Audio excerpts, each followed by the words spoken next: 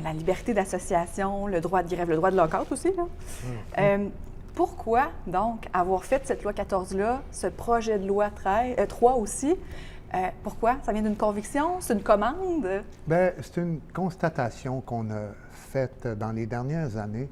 Ce qu'on a réalisé, c'est qu'il y avait beaucoup de grèves, particulièrement dans les services publics, qui avaient des impacts importants sur la population.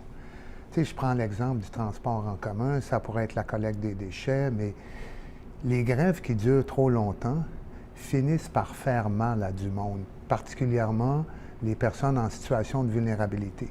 Puis je prends l'exemple du transport en commun à Montréal. J'aurais pu parler de Trois-Rivières ou de Québec, mais à Montréal, c'était tellement manifeste. Il y avait des personnes qui ne pouvaient pas aller à des banques alimentaires. Banque alimentaire à Québec avait même conclu qu'il y avait eu une diminution de 50 des personnes qui ne pouvaient pas parce qu'il n'y avait pas d'autobus.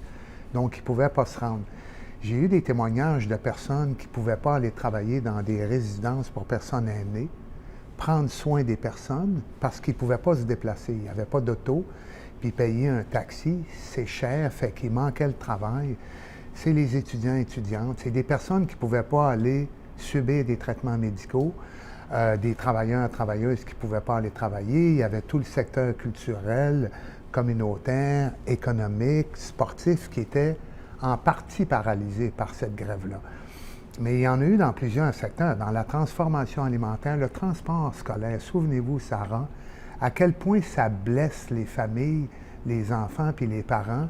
L'éducation, je vais finir avec ça, Sarah, là, mais l'éducation, pour moi, c'est important. Je me souviens qu'un spécialiste, le docteur Royer, nous disait que les enfants en situation de vulnérabilité, pendant une grève, non seulement ils ne pouvaient pas continuer de développer leurs compétences, mais ils régressaient. On l'a vu pendant la pandémie aussi, quand ils ont été arrêtés avec l'école, c'est important. Absolument. Donc, c'était important pour moi d'intervenir puis limiter les impacts des grèves ou des lockouts sur la population.